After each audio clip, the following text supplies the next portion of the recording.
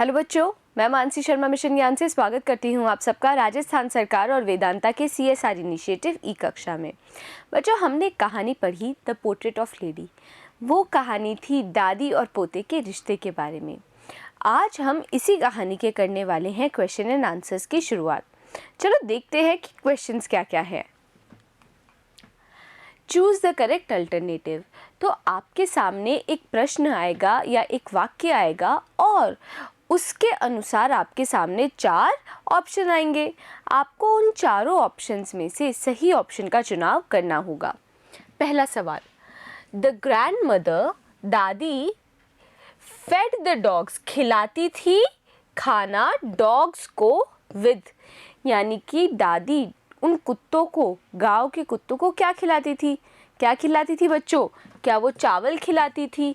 दूसरा ऑप्शन है stele chapatis.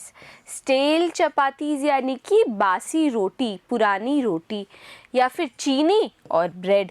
तो क्या खिलाया करती थी बच्चों? देखिए, आप हो सकता है थोड़ी सी कंफ्यूज हो जाओ और आपको लगे कि ब्रेड खिलाती थी, लेकिन वो ब्रेड खिलाया करती थी चिड़ियाओं को। गांव के कुत्तों को वो खिलाती थी स्टेल चपाती, बासी रोटी। तो आपका सही ऑप्शन क्या होगा? Option B. The grandmother worked on, दादी किस चीज़ के ऊपर काम करती थी बच्चों? जब वो शहर में गई, शहर में जाके क्या हुआ? उनके पोते से उनका थोड़ा सा क्या हो गया? उनकी मित्रता टूट गई है ना, ज़्यादा बातचीत नहीं करते थे। पूरे दिन वो चरखे पे बैठकर क्या करती थी? अपना मंत्र, अपनी प्रार्थना बोलती रहती थी। और चरखे को क्या बोला जाता है? Spinning wheel. तो आपका ऑप्शन देखिए कौन कौन से हैं। सुइंग मशीन, सिलाई मशीन है, स्पिनिंग व्हील है, चरखा, गैस स्टोव या सितार।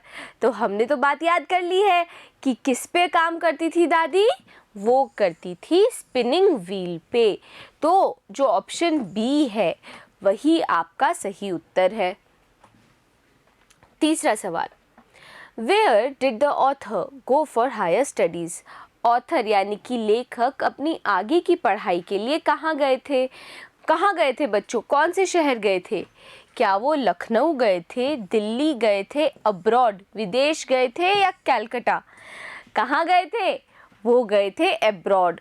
और उन्होंने क्या बात कही थी कि भाई मुझे नहीं पता कि मैं वापस आऊँगा तब मैं दादी से मिल पाऊँगा या नहीं, है कि नहीं? तो क्या लिखेंगे हम इसके ऑप्शन में? इसका सही ऑप्शन है ऑप्शन सी, अब्रॉड गए थे लेखक, विदेश गए थे। The author found the thought of his grandmother once having been young and pretty almost। तो क्या लग रहा था उस लेखक को? ये विचार कि दादी कभी बहुत ज़्यादा जवान और खूबसूरत हो सकती हैं, प्यारी हो सकती हैं, ये विचार ही अपने आप में क्या था?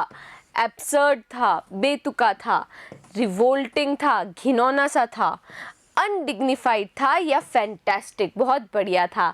तो हमने क्या पढ़ा था कि ये जो विचार है वो रिवोल्टिंग था, घिनौना सा था, है कि नहीं? तो ऑप्शन क्या है आपका? सही उत्तर है option B. Answer the following questions in 30 to 40 words each. अब आपके सामने जो सवाल आएंगे बच्चों, आपको उनके चंद शब्दों में उत्तर लिखने होंगे।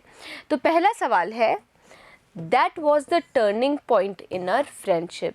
कहानी में लेखक ने बोला था कि वो हमारी मित्रता का नया मोड़ था, अलग मोड़ था। टर्निंग पॉइंट था फ्रेंडशिप का। फ्रेंडशिप क्या होती है? मित्रता। What was the turning point? ये जो टर्निंग पॉइंट है ये कौन सा है? आपको ये बताना है कि लेखक ने ऐसा क्यों बोला था। कौन सा ऐसा क्षण था जो उनकी मित्रता का टर्निंग पॉइंट था? वो क्षण था जब वो दादी और पोता चले गए शहर। जब वो शहर गए तब क्या हुआ? पोता एक नए स्कूल में जाने लगा और वो था इंग्लिश स्कूल। वहाँ पे साइंस की बातें सिखाई जाती थी और जो वेस्टर्न साइंस है वो सिखाया जाता था, म्यूज़िक सिखाया जाता था, और यही सब बन गया इन दोनों की मित्रता का टर्निंग पॉइंट। क्यों बन गया? क्योंकि अब दादी अपने पोते की मदद नहीं कर सकती थी पढ़ाई में। तो हम इसके उत्तर में लिखेंगे, द ऑथर्स पेरेंट्स, जो ऑथर लेखक के माता पिता थे, were well settled in the city, वो आराम से बस गए थे शहर में। They sent for the author, उन्होंने बुलवा भेजा था लेखक को, एंड द ग्रैंड मदर, और उसकी दादी को। Now his grandmother could not go to school, अब उसकी जो दादी थी वो लेखक के साथ स्कूल नहीं जा सकती थी, and help him in his studies, और उसकी मदद नहीं कर सकती थी पढ़ाई में। It was a turning point in their friendship, यही उनकी मित्रता का टर्निंग पॉइंट था, एक नया मोड़ था। दूसरा सवाल, how did the grandmother help her grandson in the morning before going to school? Grandmother how यानी कि किस तरीके से हेल्प करती थी, मदद करती थी अपने ग्रैंडसन की, पोते की, इन द मॉर्निंग, सुबह, before going to school, school जाने से पहले। दादी क्या करती थी बच्चों? पोते को उठाती थी, नहलाती थी, उसको नाश्ता खिलाती थी, है कि नहीं, और साथ ही साथ उसका स्कूल का पूरा बस्ता भी तैयार करती थी। तो हमें क्या लिखना होगा? हम लिखेंगे the grandmother used to wake the grandson up, दादी उठाया करती थी अपने पोते को इन द मॉर्निंग, सुबह के समय। She got him ready for school, और फिर वो उसको स्कूल के लिए तैयार कर दिया करती थी। She bath and dressed him, उसके बाद वो क्या करती थी? उसको ऑथर को क्या करती थी? नहलाती थी और कपड़े पहनाती थी। Thus the grandmother helped him in the morning, और इस तरीके से दादी ने मदद की थी सुबह के समय अपने पोते की। What were the grandmother's views about learning music? दादी के क्या व्यूज़ थे, क्या विचार थे म्यूज़िक सीखने के बारे में? क्या विचार थे?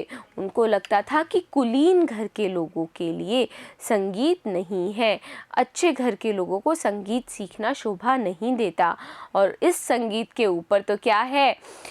आधिपत्य है, किसका? भिखारियों का। तो हम क्या लिखने वाले हैं? The grandmother thought, दादी सोचती थी, that music was not meant for gentle folk, कि संगीत जो है वो gentle folk, कुलीन घर के लोगों के लिए नहीं है। It had lewd associations, इसके कुछ खराब संबंध हैं कुछ खराब लोगों से। In her opinion, उनके विचार में, it was the subject for harlots and beggars, उनके विचार से ये जो संगीत है वो हार्लट्स और बेगर्स के लिए है, भिखारियों के लिए है।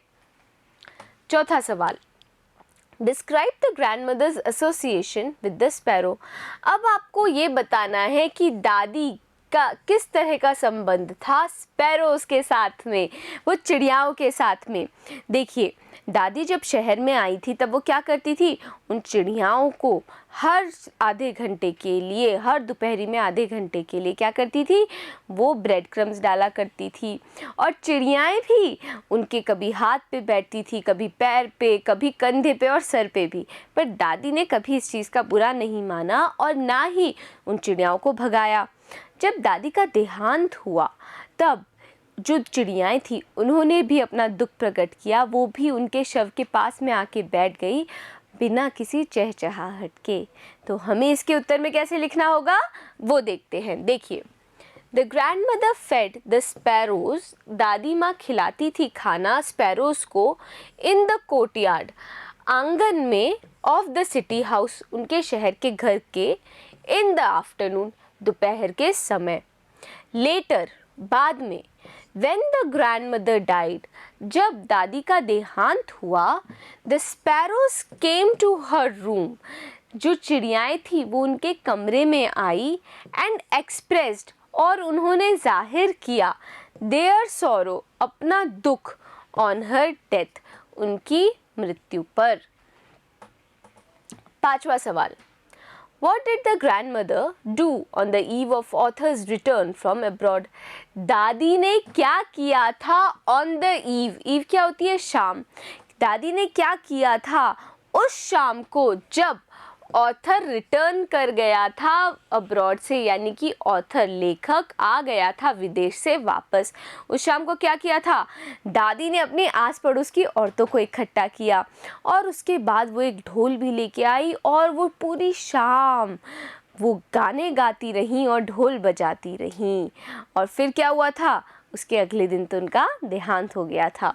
तो हम लिखेंगे the grandmother went to the railway station. दादी गई थी railway station to meet him. Him कौन है बच्चों, लेखक। तो लेखक से मिलने रेलवे स्टेशन गई थी ऑन द ईव, उस शाम को जब ऑथर्स रिटर्न फ्रॉम अब्रॉड, जब वो लेखक वापस आया विदेश से। शी हैज़ होगा या हैड होगा बच्चों, हैड होगा। She had no time for words. क्या किया उन्होंने, उनके पास अगेन फिर से क्या थे, शब्दों के लिए समय नहीं था, इसलिए उन्होंने क्लैस्प कर लिया, यानी कि पकड़ लिया उसको, अपने पोते को, लेखक को, इन हर आर्म्स, अपनी बाहों में।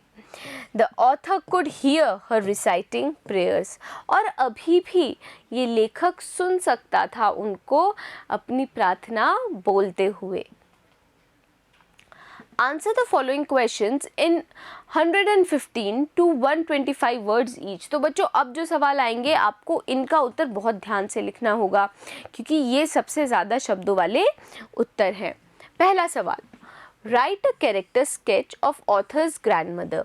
आपको ये बताना है कि ऑथर की, इस लेखक की दादी किस तरह का उनका व्यक्तित्व था। तो देखिए, दादी कैसी थी, एक बुजुर्ग महिला थी, साथ ही साथ उनका चेहरे पे बहुत सारी झुर्रियाँ थी और लेखक कभी मान ही नहीं सकता था कि एक समय पर दादी अत्यंत खूबसूरत, अत्यंत सुंदर रही होंगी, जवान रही होंगी। साथ ही साथ दादी बहुत ज़्यादा धार्मिक भी थी। वो हर समय हर काम को करते हुए अपनी प्रार्थना बोलती रहती थी, यहाँ तक कि जब वो अपने पोते को नहलाती थी और तैयार करती थी तब भी वो प्रार्थना बोलती थी। साथ ही साथ दादी बहुत दयालु भी थी। वो गांव के जो कुत्ते थे उनके लिए बासी रोटी लेके जाती थी उनको खिलाने के लिए।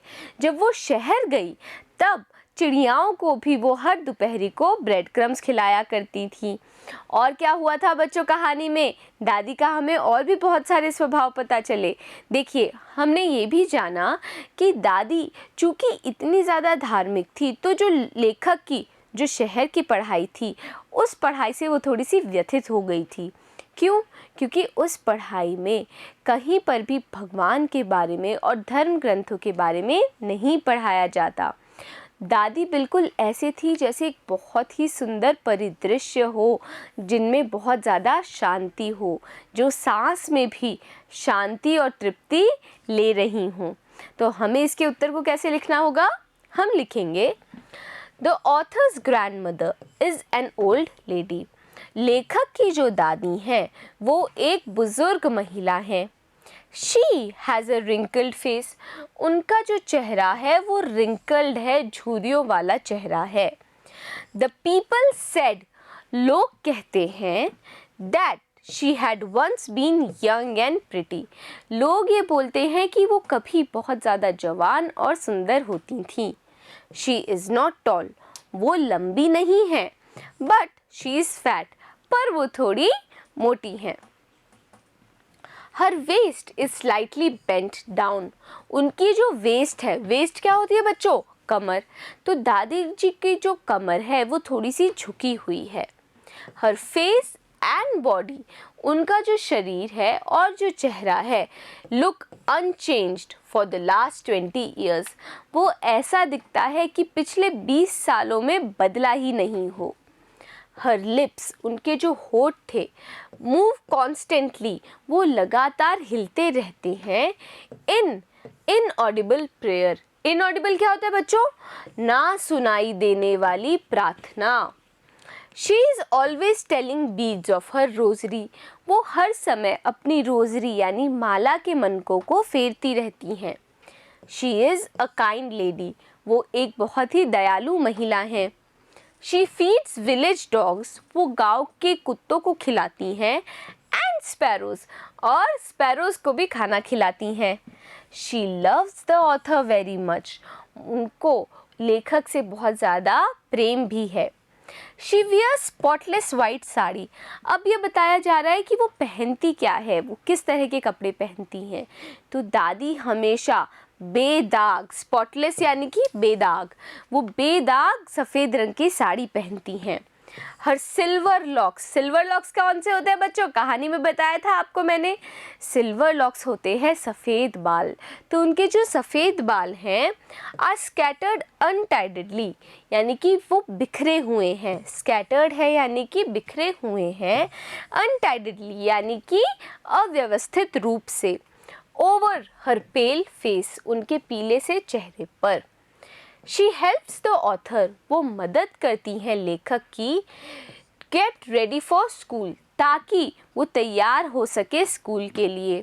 शी लाइक्स एजुकेशन, उनको शिक्षा तो पसंद है, बट डिसलाइक्स म्यूज़िक, पर उनको संगीत नापसंद है।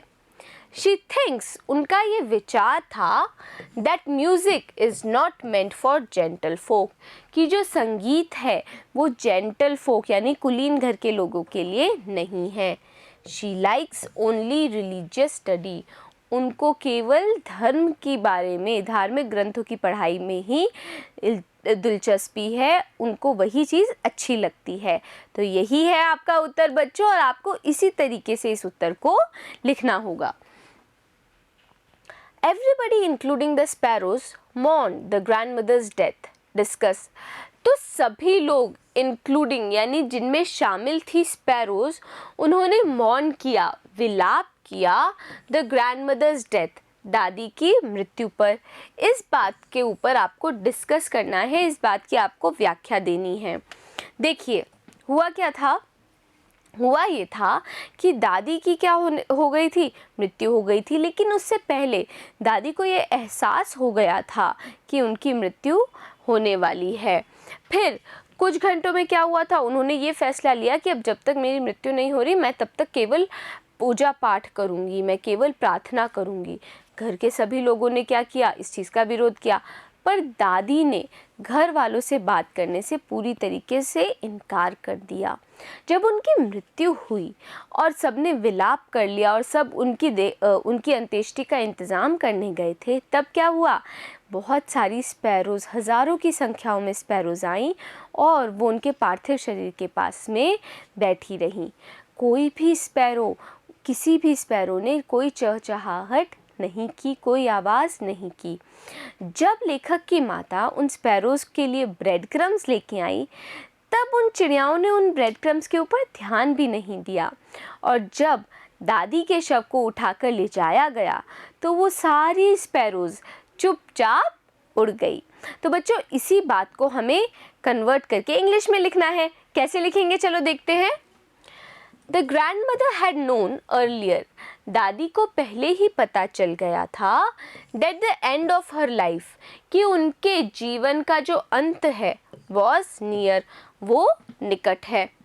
शी हैड सेड, उन्होंने ये बोला था, that a few hours were left for her to live, कि केवल उनकी ज़िंदगी के कुछ घंटे ही बचे हैं। हर वर्ड्स केम ट्रू, उनके ये जो शब्द थे वो बिल्कुल सत्य सिद्ध हुए। एंड शी डाइड, और उनकी मृत्यु हो गई। ऑल मेंबर्स, ये क्या है बच्चों, इन द है ना, क्या है ये, in the. All the members in the house, घर के सभी सदस्यों ने मॉर्न्ड हर डेथ, विलाप किया, दुख व्यक्त किया उनकी मृत्यु पर। द स्पैरोज, वो जो स्पैरोज थी, चिड़ियाएँ थी, were very dear to grandmother, वो बहुत ज़्यादा डियर थी यानी कि प्रिय थी दादी माँ की। She had the happiest moments, उनके यानी कि दादी के सबसे सुखद जो मोमेंट्स होते थे, क्षण होते थे, ऑफ हर लाइफ, उनकी ज़िंदगी के, इन देयर कंपनी, वो थे इन्हीं चिड़ियाओं की संगत में। The sparrows had the sense of experience the sorrow at the grandmother's death. क्या बोल रहे हैं? The sparrow had the sense to experience. इन चिड़ियाओं में वो समझ थी कि वो अनुभव कर सके वो sorrow, वो दुख, at the grandmother's death, दादी की मृत्यु पर। They could know, वो जानती थी that the grandmother would not be there to feed him, कि अब दादी वहाँ नहीं होंगी उनको खिलाने के लिए। They all came, वो सभी आई and sat speechless in her room, और वो बैठ गई speechless यानी बिना किसी आवाज़ के उस कमरे में। They also mourned, उन्होंने भी विलाप किया the death of grandmother, दादी के देहांत पर। तीसरा सवाल, trace the various phases of the author's relationship with his grandmother.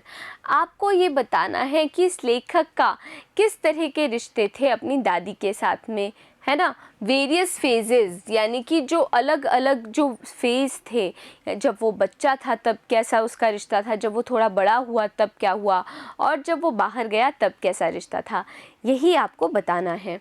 तो हम लिखेंगे the 3 phases of the author's relationship. वो जो 3 phases हैं ऑथर के रिश्ते के विद हिज ग्रैंडमदर, अपनी दादी के साथ में। बिफोर, इससे पहले, ही लेफ्ट द कंट्री, उसने छोड़ दिया था देश, टू स्टडी अब्रॉड, विदेश में पढ़ने के लिए। आर, वो हैं। पहला, childhood, When he went to the village school, जब वो गांव के स्कूल में जाया करता था, and the grandmother, और जो दादी थी, helped him to get ready, वो मदद करती थी उसकी तैयार होने में, and went to school with him, और दादी स्कूल जाया करती थी उसके साथ में। दूसरा कौन सा फेज था? बॉयहुड का। तब क्या होता था? When he went to the city school in bus, दूसरे फेज़ था जब वो सिटी के मतलब शहर के स्कूल में जाया करता था बस में। He shared a room with grandmother, वो एक ही कमरे में रहता था अपनी दादी के साथ में, पर she could no longer help him in his studies, पर अब दादी मदद नहीं कर सकती थी उसकी पढ़ाई में। अर्ली यूथ, और जो तीसरा फेज था वो क्या था? अर्ली यूथ का। इसमें क्या हुआ था? When he went to the university, जब वो यूनिवर्सिटी में गया था, and was given a room of his own, ये him नहीं है बच्चों, ये है his। तो जब वो यूनिवर्सिटी गया और उसको अपना खुद का एक कमरा दिया गया। The common link of friendship, वो जो उनकी एक कड़ी थी मित्रता की, was snapped, वो झटके से टूट गई थी। चौथा सवाल, What was the common link of friendship between the author and his grandmother? How did the grandmother behave when their friendship was snapped? कौन सी एक कड़ी थी मित्रता की लेखक और उसकी दादी के बीच में? How did the grandmother behave? दादी का किस तरह का व्यवहार था? When their friendship was snapped, जब उनकी मित्रता टूट गई। देखिए, मित्रता किस तरह की थी? बहुत मजबूत सी थी। जब लेखक के माता पिता उसको शहर में चले गए थे छोड़ के अपनी दादी के पास में, तब क्या हुआ? वो दादी के साथ गांव रहता था। गांव में दादी उसके सभी कार्य किया करती थी, उसको उठाना, उसे तैयार करना स्कूल के लिए, नाश्ता कराना, और यहाँ तक कि उसकी पढ़ाई में मदद करना भी। लेकिन फिर माता पिता ने इन दोनों को, दादी और पोते को, बुलवा लिया था शहर। वहाँ पर इस पोते का एडमिशन कराया गया एक इंग्लिश स्कूल में। तब क्या हुआ? दादी धीरे धीरे अकेली पढ़ने लगी। क्यों? क्योंकि अब वो अपने पोते को छोड़ने स्कूल नहीं जा सकती थी और ना ही उसकी मदद कर सकती थी होमवर्क में। क्यों मदद नहीं कर सकती थी? क्योंकि उस स्कूल में दूसरे जो सब्जेक्ट पढ़ाए जाते थे, वेस्टर्न साइंस के, इंग्लिश के, वो दादी नहीं सिखा सकती थी। दादी ने अपने इस अकेलेपन को, जब उनकी मित्रता टूट गई, उसको शांति से स्वीकार कर लिया। वो चुपचाप अपने चरखे को चलाती रहती थी और अपनी प्रार्थना बोलती रहती थी। तो हमें इसके उत्तर में क्या लिखना होगा बच्चों? हम लिखेंगे the author and his grandmother, लेखक और उनकी दादी, वर गुड फ्रेंड्स, वो अच्छे मित्र थे। The author lived with her, लेखक रहा करता था उनके साथ। व्हेन, जब। His parents went to live in the city. जब उसके माता पिता चले गए थे रहने शहर में. They were constantly together. वो निरंतर साथ रहते थे. She used to do everything for him. क्या आएगा बच्चों यहाँ पे? For. वो सभी कुछ किया करती थी उसके लिए. Which was needful for him. जो कि उस पोते के लिए ज़रूरी था. When the parents sent for them to the city, जब लेखक के माता पिता ने बुलवा भेजा उनको शहर में, there came a turning point in their friendship. तब आया उनकी मित्रता का एक नया मोड़. Although they shared the same room, भले ही वो एक ही कमरे में रहते थे, their intimacy lessened. लेकिन जो उनकी intimacy थी यानी कि जो उनकी जो गहरी मित्रता थी वो क्या हो गई? lessened हो गई, कम हो गई. Gradually, धीरे धीरे, they saw less of each other. वो एक दूसरे को बहुत कम देख पाते थे. The study material of the school, जो स्कूल के द्वारा दिया गया मटीरियल था पढ़ने के लिए, made her unhappy. उसके कारण दादी बिल्कुल नाखुश थी. She could not help him with her lessons. क्यों? क्योंकि अब वो उसकी मदद नहीं कर सकती थी लेखक की पढ़ाई में. She rarely talked to him later on. और बाद में वो बहुत मुश्किल से ही अपने पोते से बात करती थी. The grandmother behaved differently. दादी माँ ने बहुत अलग तरीके से व्यवहार किया. When their friendship, जब उनकी मित्रता was snapped, वो टूट गई. She behaved, वो इस तरह से व्यवहार करती थी as if, जैसे कि author, लेखक was a common family member, कि वो जो लेखक है बिल्कुल दूसरे सदस्यों के समान ही है, not a friend, एक मित्र जैसा नहीं है. 5वां सवाल बच्चों. She was like the winter landscape in the mountains. तो दादी के बारे में बोल रहे हैं बच्चों की दादी एक विंटर के, सर्दियों के परिदृश्य जैसे थी पहाड़ों के. An expanse of pure white serenity, breathing peace and contentment. और वो बिल्कुल ऐसी लगती थी जैसे वो अपनी सांस में शांति और संतुष्टि ले रही हों. How far do you agree? आप किस हद तक सहमत हैं with the author's description? Author की, लेखक की इस व्याख्या पर of his grandmother, अपनी दादी की, as stated above, जैसा कि ऊपर बताया गया है. तो देखिए मैं तो पूरी तरीके से सहमत हूँ. दादी बिल्कुल ऐसी ही थी जैसे कि वो सांस में अपनी ले रही हो शांति और संतुष्टि, तृप्ति. दादी बहुत ज़्यादा शांत दिखाई देती थी, बहुत ज़्यादा पीसफुल दिखाई देती थी बच्चों. और यही सारी बात आपको लिखनी होगी उत्तर में. हम कैसे लिखेंगे? हम लिखेंगे I completely agree.